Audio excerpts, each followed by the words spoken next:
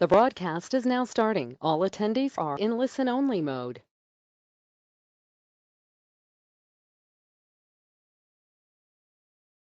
Good afternoon, everyone. I'm the host and the co-chair of webinar. My name is Karen Mann, and I'm here with my team, Sadita, who's our co-chair of webinar, and we have Brooks Carter with us.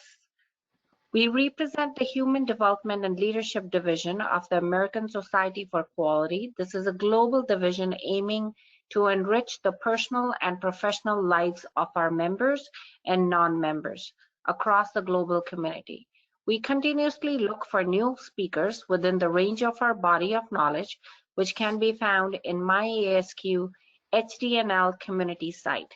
We host monthly webinars. If you're interested, or if you know of anyone that is interested, we would love to review their application. Before we begin the webinar, let me go over some webinar rules. If there is any question or comment, please type under the question tab on the right side. The webinar will be held for 45 minutes with a 15 minutes of question and answer. Those who attend for 40 minutes will receive a 0.1 CEU through an email, which you can save and use to claim your credit with ASQ. So everyone, I'm delighted to introduce to you our speaker for today, Brooks Carter. Brooks Carter is a principal of Carter and Associates, CCL in Cardiffville by the Sea, California, and adjunct professor of psychology at Point Loma Nazarene University. He earned a doctorate in psychology from the University of Pennsylvania in Philadelphia. He began his career as assistant professor of psychology at UCLA. He has run both for-profit and not-for-profit businesses.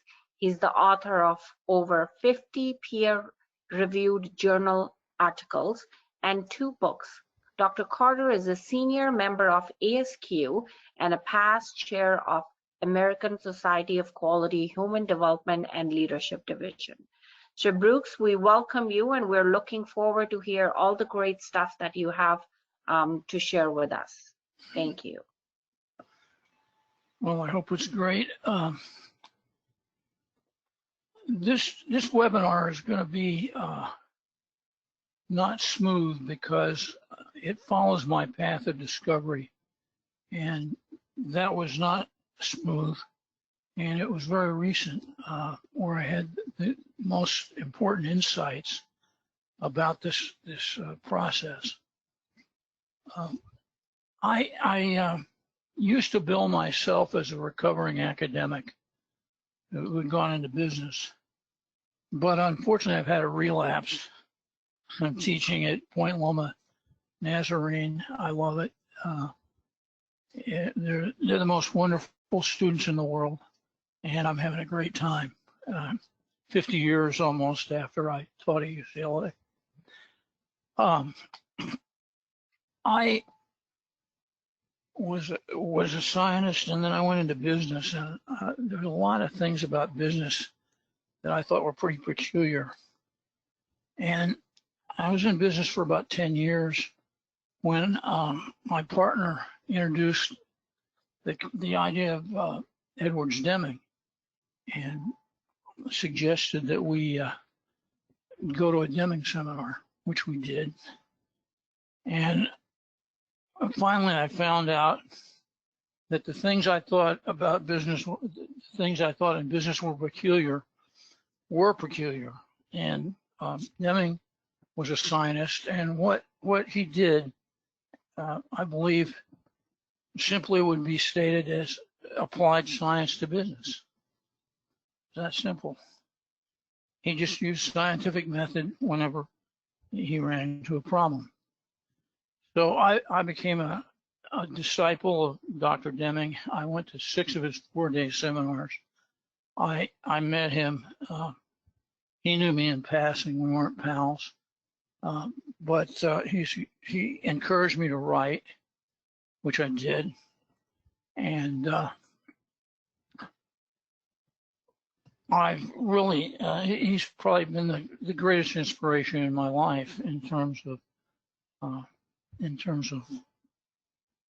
intellectual pursuits. So there we go. Deming said there were 4 branches of knowledge that were critical for a leader, called Deming's profound knowledge. Laws of variation. Most people, particularly when I first went to Deming seminars, most people thought that quality was about statistics, and certainly it was important, but it's far from being about statistics. The second area of profound knowledge is the theory of systems. The third part is one that people don't enjoy too much. It's the theory of knowledge. It's a little dense.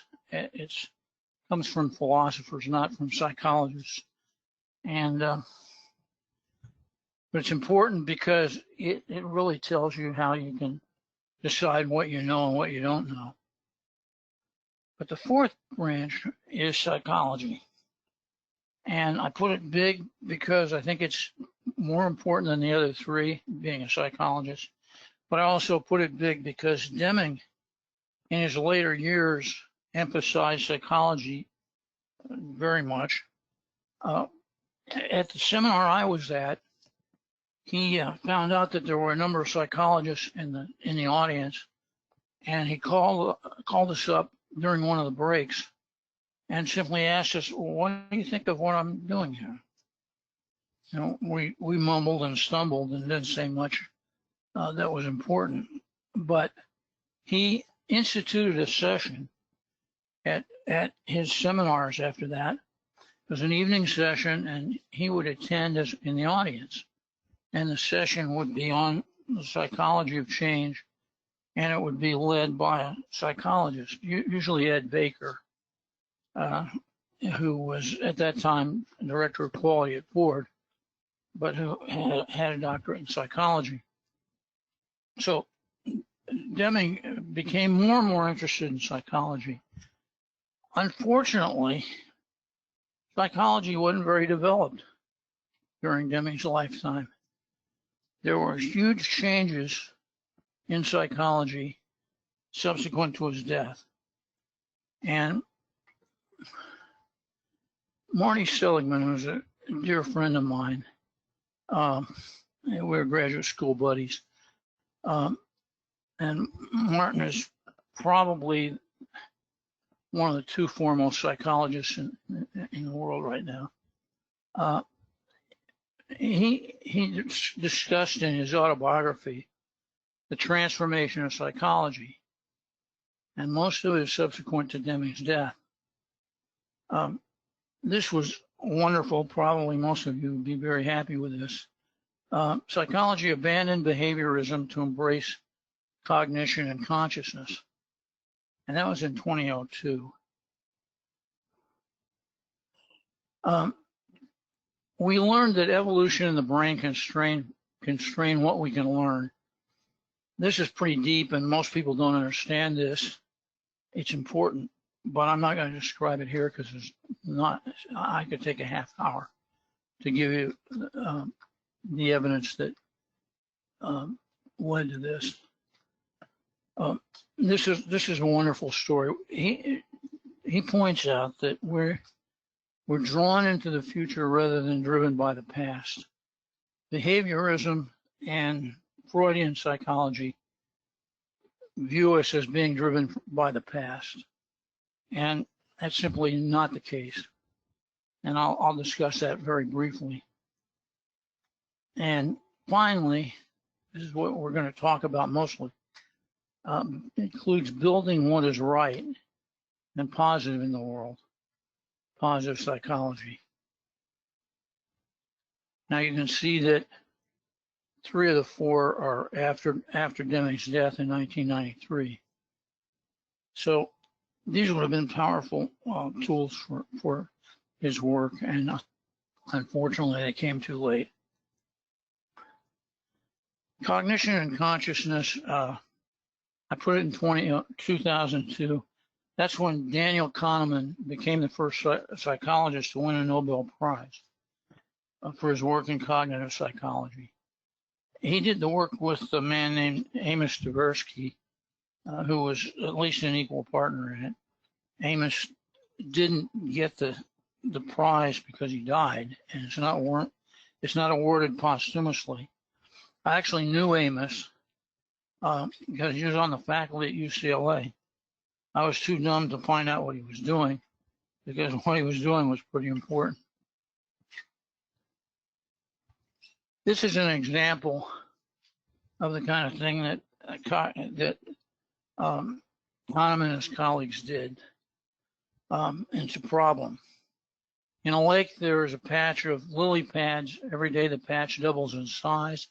If it takes 48 days for the patch to cover the entire lake, how long would it take for the patch to cover half the lake? Most people answer 24 days. That's incorrect.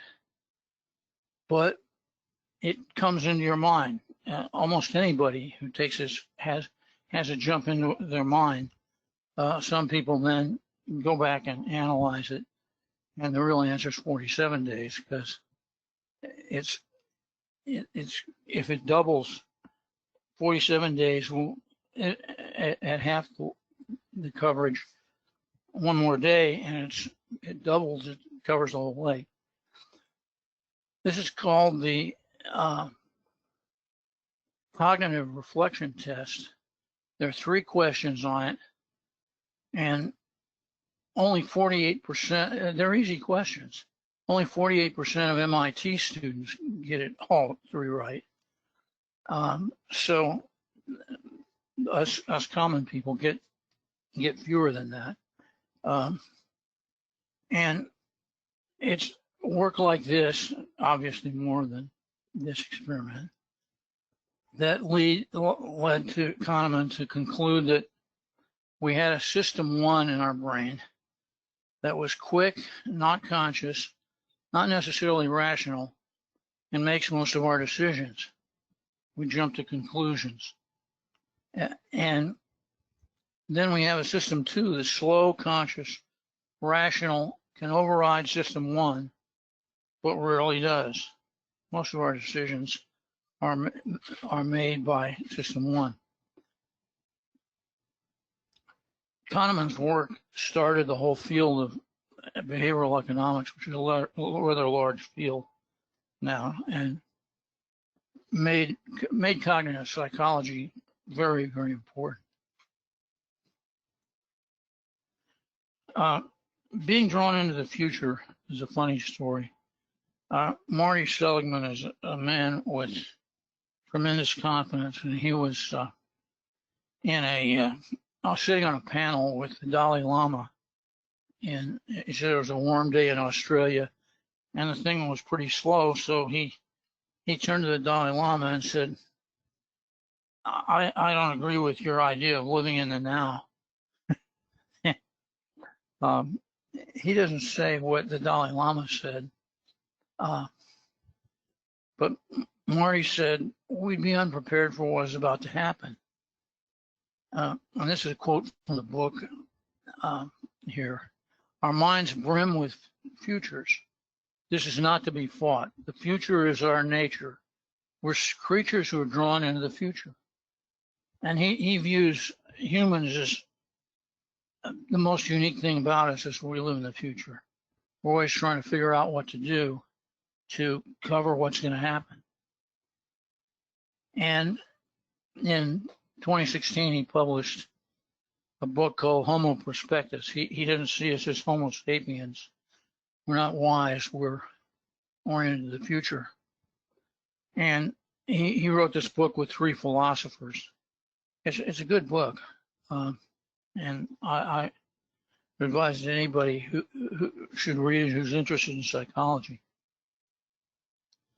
And this is a fun one, how he discovered positive psychology. He was aware that Newton was driven to invent the calculus and the laws of motion by an incident where an apple hit him on the head. He was looking at the moon and the apple hit him on the head and falling from a tree. And he wondered if the force that caused the apple to come down was the same force that held the moon up in the sky. So he worked out a rather extensive amount of science behind trying to solve that problem. Seligman's story is somewhat like that. He was weeding his garden, and his young daughter was having a good time dancing around and throwing weeds in the air and generally interrupting Marty's organized process. So he scolded her. She went off and she came back and she said, "Daddy, do you remember my 5th birthday? I was a whiner. I whined every day." Seligman nodded. "Have you noticed that since my 5th birthday, I haven't whined once?" Seligman nodded. "Well, on my birthday, I decided I was going to stop whining. And that was the hardest thing I've ever done. And if I can stop whining, you can stop being such a grouch."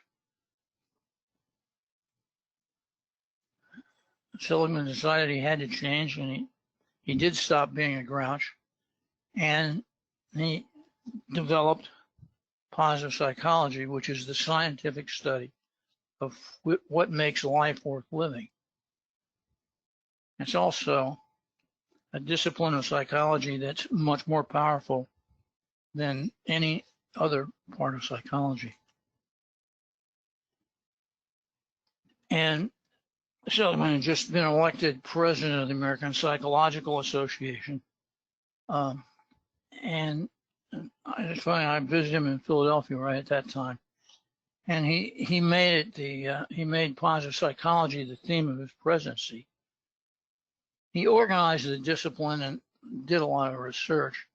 There was positive psychology work done before, but no organization or concept of a discipline in psychology. So I also discovered positive psychology by chance. I had presented a paper at an international conference in San Diego, pretty good conference. And an executive from Siemens came to me, and we had a long conversation, and he hauled out a document.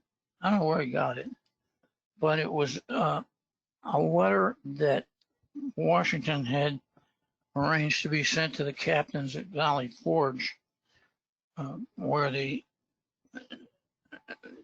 his army was quartered in the winter during the Revolutionary War. It was surprising. Here's the letter. "A captain cannot be too careful of the company the state has committed to his charge. He must pay the greatest attention to the health of his men, their discipline, arms, accoutrements, ammunition, clothes, and necessaries. His first object should be to gain the love of his men by treating them with every possible kindness and humanity, inquiring into their complaints, and when well-founded, seeing them redressed. He should know every man of his company by name and character. He should often visit those who are sick, speak tenderly to them, see that the public provision, whether of medicine or diet, is duly administered, and procure them besides such comforts and conveniences as are in his power. The attachment that arises from this kind of attention to the sick and wounded is almost inconceivable. It will moreover be the means of preserving the lives of many valuable men." I think it doesn't fit the stereotype of a general, but I found it very moving. And it was also useful evidence for me. This is my favorite picture of George Washington. You may have seen it. I always I've always believed that positive treatment of employees was important, and Deming certainly thought so. One of Deming's common practices was to sit down with the hourly people and get the executives in the back of the room and basically criticize the executives. So Deming didn't treat all employees well, but he treated hourly employees really well. But he certainly criticized executives frequently. But so I believed in positive treatment of employees. Here was a great leader making a statement. I said, that's good evidence for me. I was surprised at the use of the word love. I wrote a paper entitled A Lesson from George Washington. It turned out to be my first foray into positive psychology because I sent a copy of it to Marty, and he said, very good paper. This is positive psychology. So suddenly I was a positive psychologist. And it prompted me to study positive psychology a bit, try to learn something. So the next thing I did was I wanted to learn more about Washington. So I got a biography, which had won a National Book Award book by James Thomas Flexner, called Washington, the Indispensable Man. And it's a wonderful read. And I had no idea of how great a leader Washington was. And it certainly convinced me after reading this book.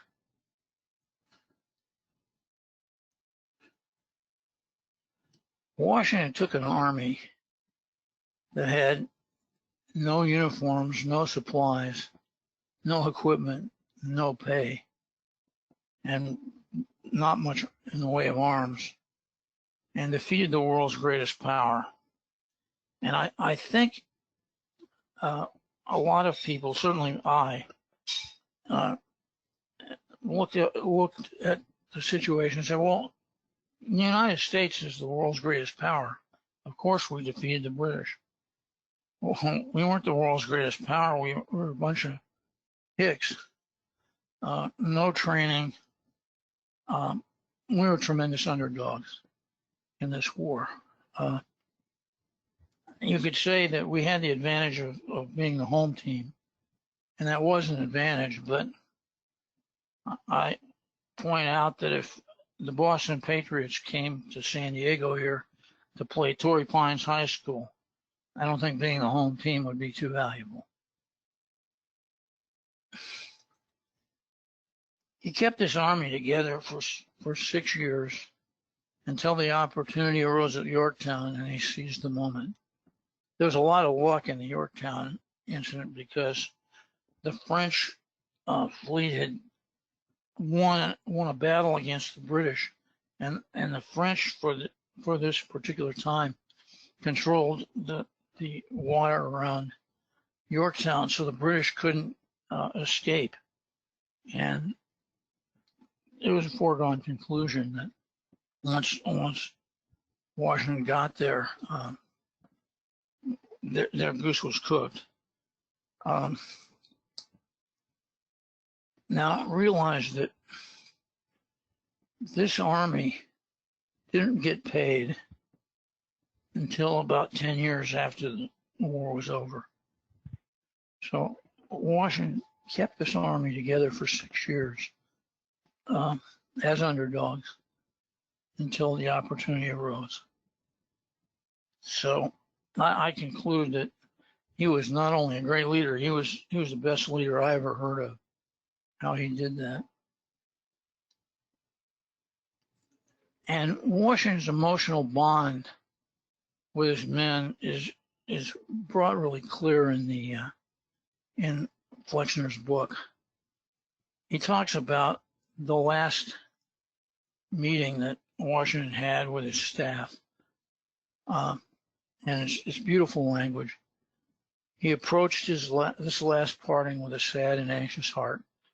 A small group of men who turned as he came in the door of the room at Pounce's Tavern saw that their general's face was working with strong emotion. He walked over to the table where a collation was laid, tried to eat but failed. He filled a glass of wine and motioned for the decanters to go around.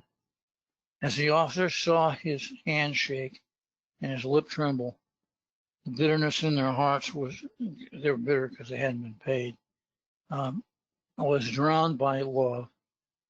The men who had fought so hard with Washington and suffered so deeply found tears in their eyes.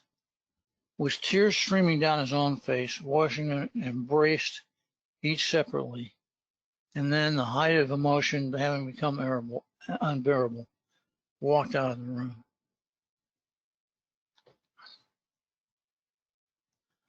So, what do I conclude from all this? Loving your subordinates makes you a better leader, perhaps.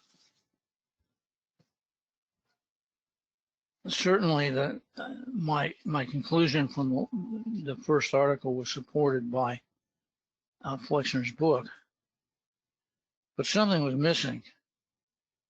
Should we just instruct leaders to love their subordinates? Call all your managers in and say, I want you to love your subordinates. Well, maybe my subordinates aren't lovable. Certainly, I've had a lot of subordinates that weren't lovable, even though they were effective and decent people. And an answer came from my research into the power of positive psychology.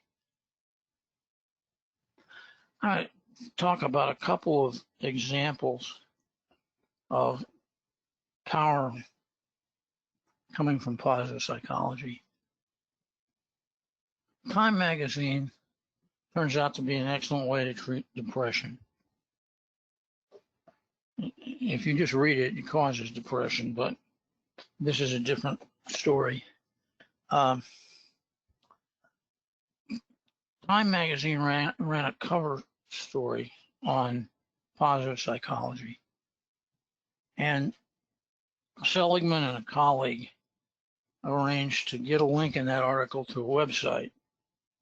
And on the website, people could go and take a test to see how strong their depression was. And then it offered a therapy. And then they would retest after the therapy. The therapy lasted 6 weeks. And the therapy was the 3 blessings. The 3 blessings is a rather simple process. At the end of each day, you write down 3 things that went well that day and why. So that was the sole treatment.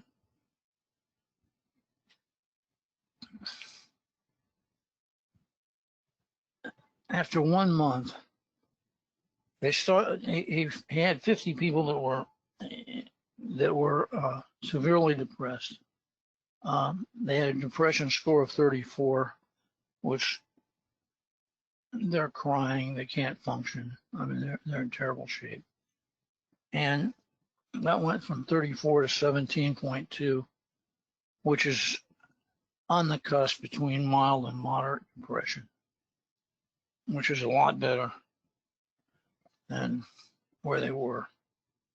And this is more surprising to me. Their happiness score went from 53, bottom 10%, to 69.8, which is in the 40th percentile.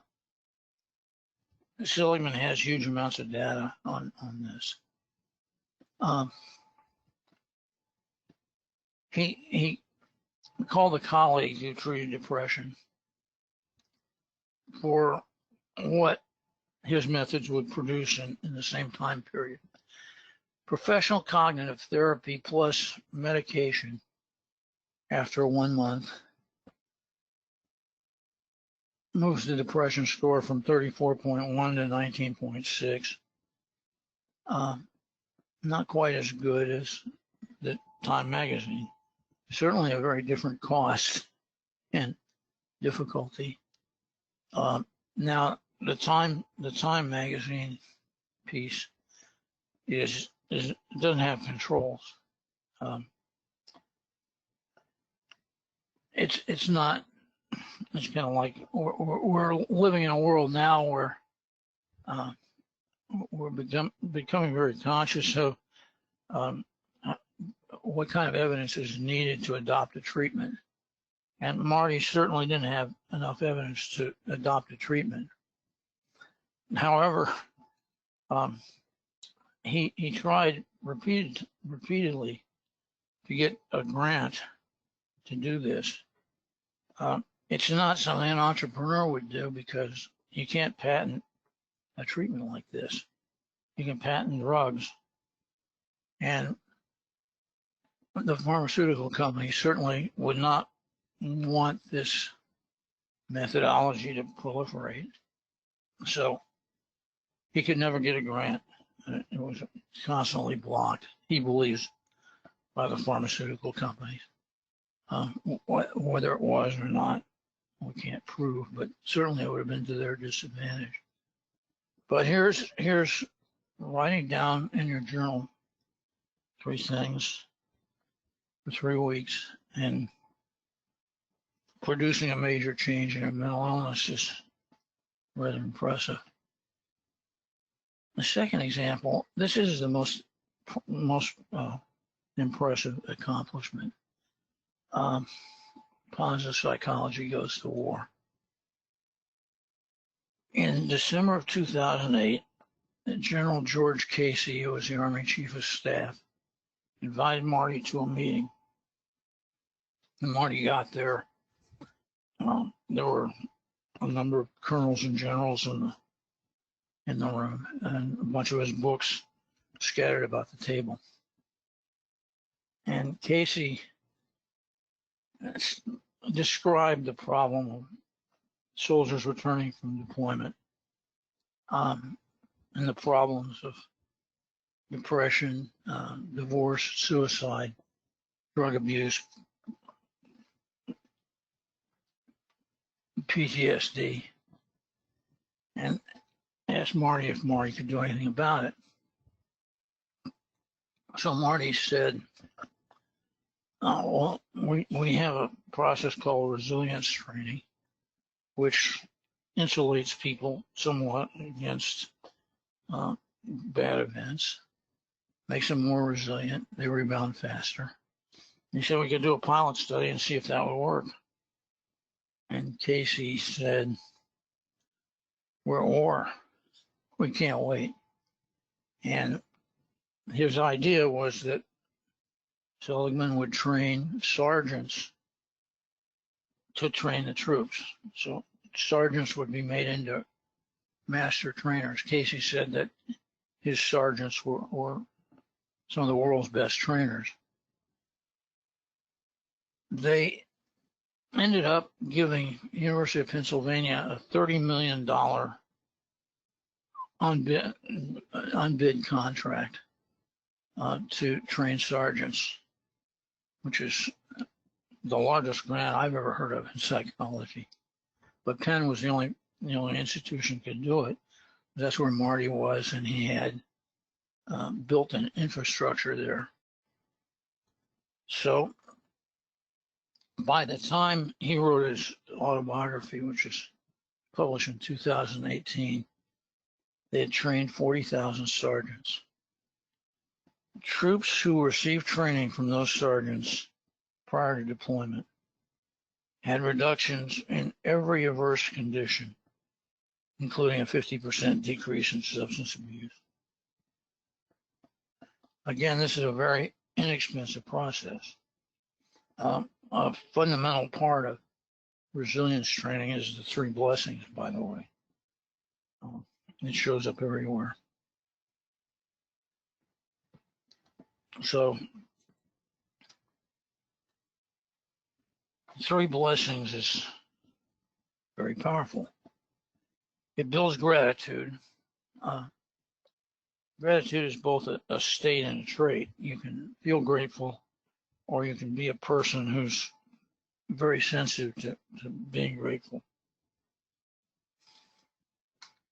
Builds gratitude.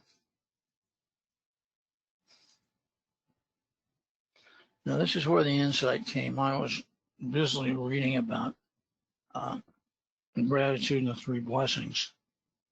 And I came across a study by Emmons and McCullough. Emmons was one of the primary researchers in positive psychology. And he pointed out that gratitude was a form of love. It was not distinguishable from love. And suddenly I had an insight. The love that Washington was expressing was really gratitude. It made sense. Because some of those guys were probably unlovable.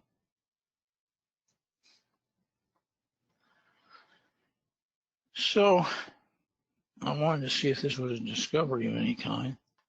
I did a Google search on qualities of great leaders.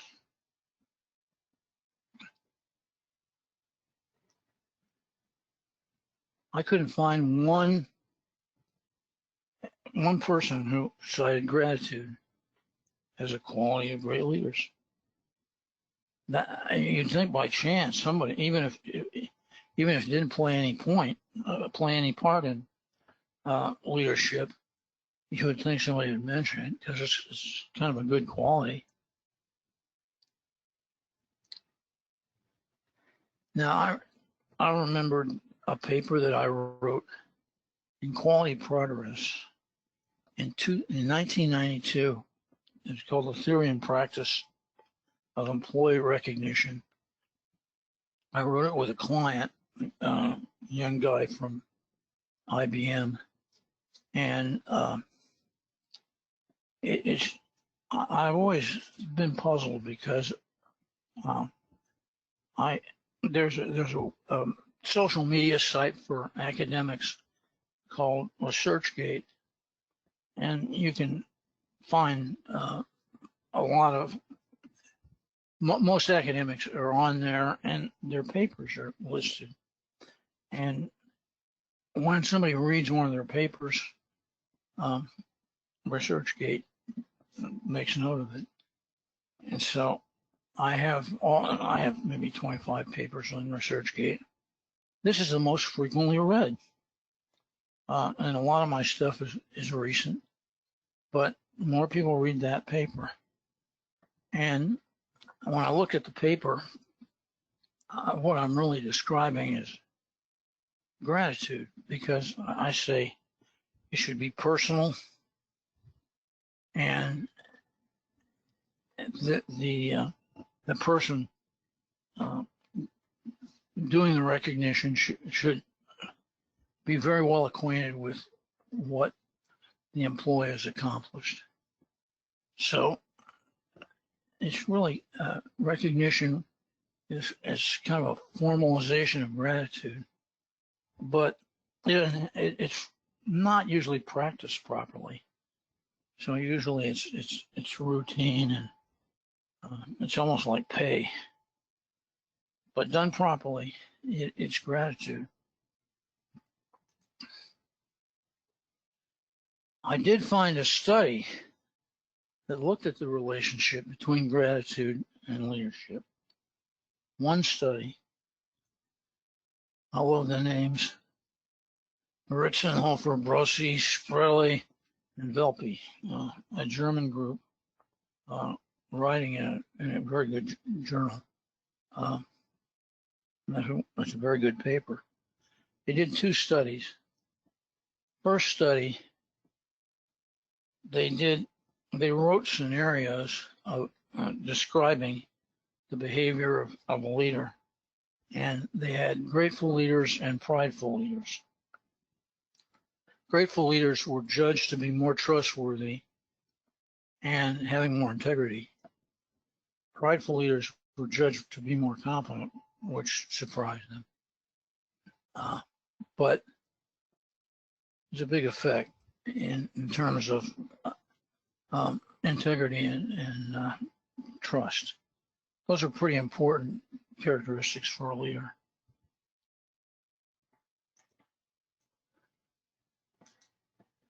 The second study, subjects took surveys about their own managers, and gratitude was the strongest characteristic. It correlated with all the other positive characteristics. None of the other positive characteristics correlated with everything, but gratitude did. So gratitude really stuck out as an important quality of leadership. As you think about it, which I have, you can't buy loyalty with money.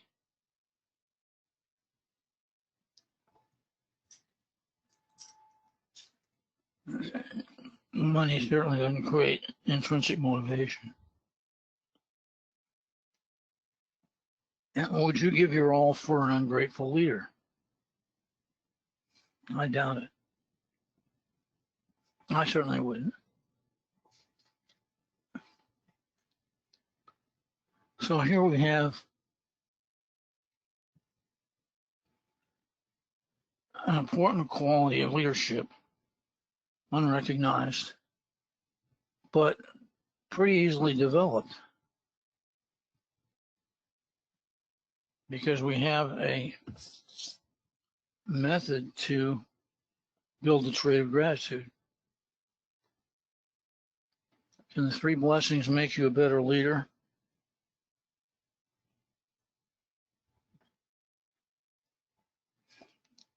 I'm inclined to think so. I would like to try this in a laboratory. Actually, I'd like to try this in the field. But here's a form of leadership training that should work. Thank you.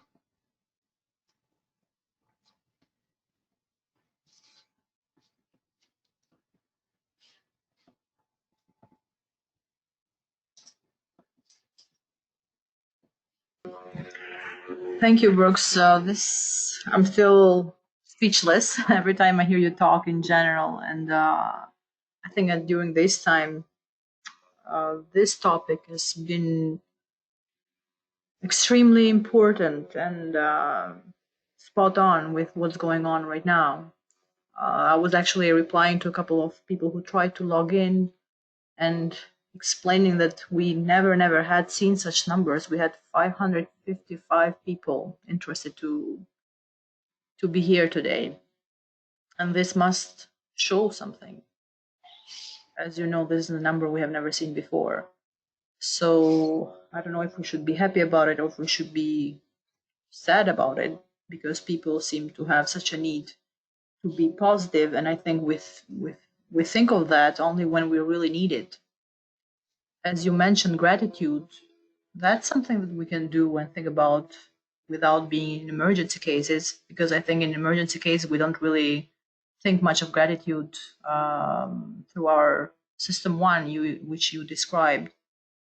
And I'm very happy you mentioned George Washington, and I've just finished reading Lincoln, the Unknown from Dale Carnegie, and I think that one as well is very similar to what you just described, and I was very touched by that. Stories of gratitude and humbleness and selfless, and I'm actually surprised. So I'll start this question and answer session by first of all telling everybody who's been here, and thank you for the emails we're receiving as well, the interest that was here. You can use the question box now and start asking your questions, as some did.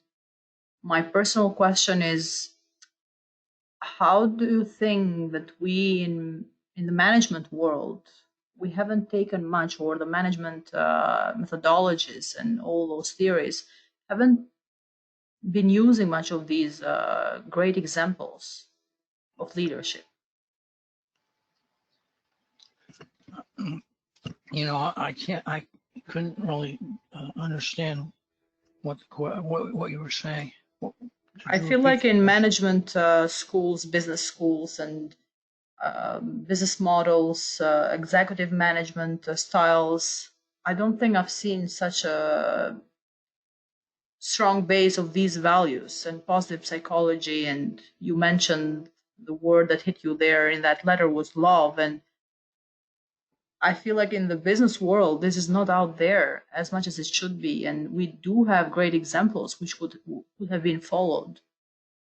This lack of linkage between the business world and these leaders' examples. I think it should be out there. And after all, I mean, the Army would be a place that you expect at least. Mm-hmm. I wanted to send Washington's letter to people involved in the firing of Captain, I blocked out his name, the captain of the Theodore Roosevelt, because he was doing exactly what Washington recommended. He was trying to take care of his men, and that's not something he should be indicted for. And I found the culture in the U.S. Army pretty good. I had limited experience. I ended up visiting Fort Irwin, where we trained tank units, and the commander of the opposition force, an important training position, was a colonel named H.R. McMaster, who was just a magnificent person, and he loved his men, and he was grateful for his men, and they loved him. You could see it in the interactions. So, one of the questions we had here was when you compared how Seligman sees humans and sees them as not just Homo sapiens. So, do other members of the animal kingdom, one of the attendees is asking, live in the future, or is it just the human aspect? And is there an explanation?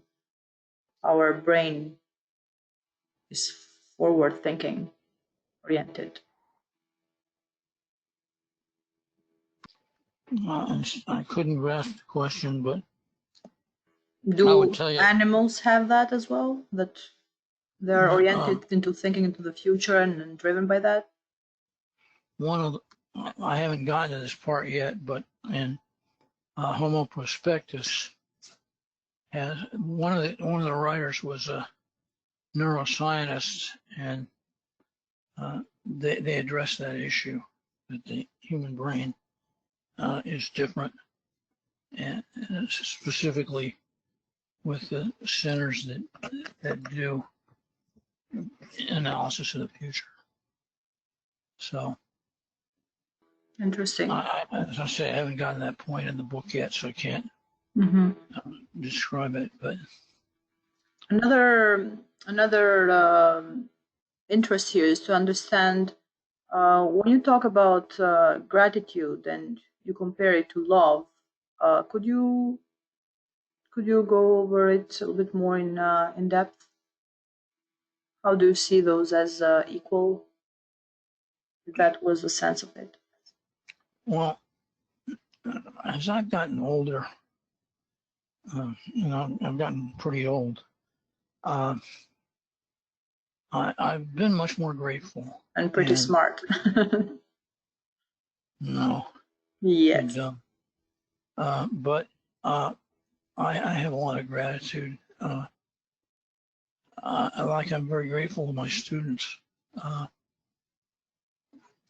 There's nothing as rewarding as to a teacher as engaged students. And it feels like love. that's my personal experience. Feels exactly like love. But when I was 30, I didn't have much gratitude.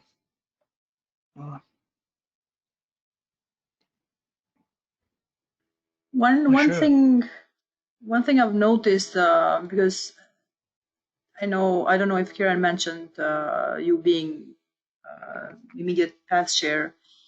And one thing I've noticed, and I think I've mentioned this in other webinars, on how much you actually practice it. Because some of these webinars, yes, we talk about these topics and they sound very optimistic and we're so driven by it. And then 3-4 days later, we just forget about it. Whereas you're the exact example of what you talk about. You do use gratitude, and you actually incentivize us as well to reflect on what we are grateful for in all our meetings.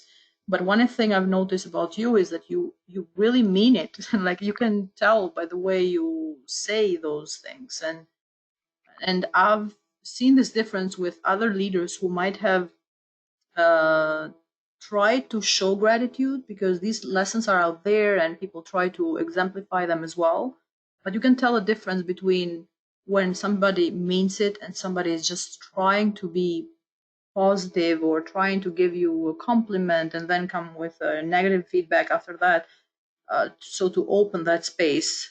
But in your case, that does feel like love, which I'm actually surprised that you feel it that way, even though you are actually giving. And I'm actually happy about that. I just wanted to point that out, because you are not just our regular speaker. We know you more in depth, so that's very great that you are sharing it with more than just our team. I have a question here. Have you ever heard one of the attendees is saying, are you familiar with Patrick Lencioni book? I don't know that book, Tech 5, Dysfunction of a Team. He seems to be focused on positive actions as well.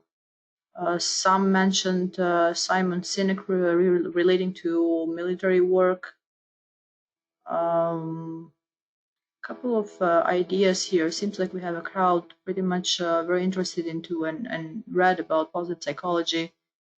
And Konosuke Matsushita, sorry for the pronunciation here, lists gratitude as one of the 7 principles when looking for gratitude as a deliverable trait of leaders. Was it held to only American leaders? I don't know if you're referring to only American leaders. Not sure about that one. I don't know, because I don't. I haven't heard of these. I did share the book you mentioned with the group here in the chat. So I wanted to remind actually everyone here to see the chat. You cannot write back on the chat, but you can see the book that Brooks was referring to. And yes, we will be recording this session, and we actually will be posting the presentation as well. So if you are not, some of the people were able to log in through phone only, don't worry about that. The presentation will be posted on our MyASQ website. And another thing that I would say, and I saw some comments about, how do you get there? So as we went through how important it is to be not just focusing on the present, apparently the present right now actually is not a very good side, but how can we turn this present into positive, or any reflection on how to be positive? Well, you can't make somebody. you can't force somebody to do any of this. I think the best you can do is treat everybody well. You can be an example. I don't think you can do better than this. Now, in the transformation of Ford that under Deming, which I think is still the reason Ford is the leading car company because of Deming's intervention. Peterson, who was, I can't remember whether he was CEO or chairman, but when he would visit a Ford plant, there was only one qualification that was crucial. The plant manager had to know all the employees, and he would tour the plant. And he could tell whether they had memorized the name or whether they really knew the person. And if you didn't know all the people, you got fired. And there wasn't any other basis for that. That's a good way to start. Just get to know people. At the end of the day, they are people before they are employees. So Well, Washington says that in mind. There's a letter too. Mm-hmm. Know all your troops. Yeah, I love that. I have never seen that letter. Is that posted somewhere, or is it it's a part of something else? Or was that from the book? It's in the archives of, I think, Morris County. It's actually written probably by Baron von Steuben, who was Washington's chief of staff. He was a Prussian officer who knew about military matters and was drilled the troops and tried to turn the army into an organized unit. But it was clearly Washington's sponsorship that was important. I'm curious to know what are you thinking these days as we're going through, as everybody's going through these I don't know what to call it, but challenging times, I guess, for some people who might be less used to handle this sort of challenges. And I'm talking about the coronavirus situation and all of that. I'm frightened. My wife is not very healthy, and I'm very frightened of that. We can't really isolate because her caregivers come and go. How do you cope with that fear?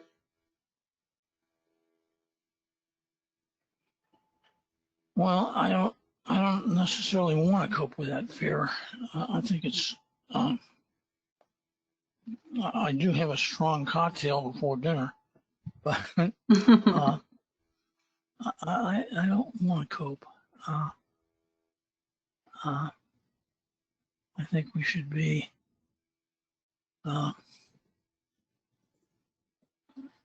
realistic. I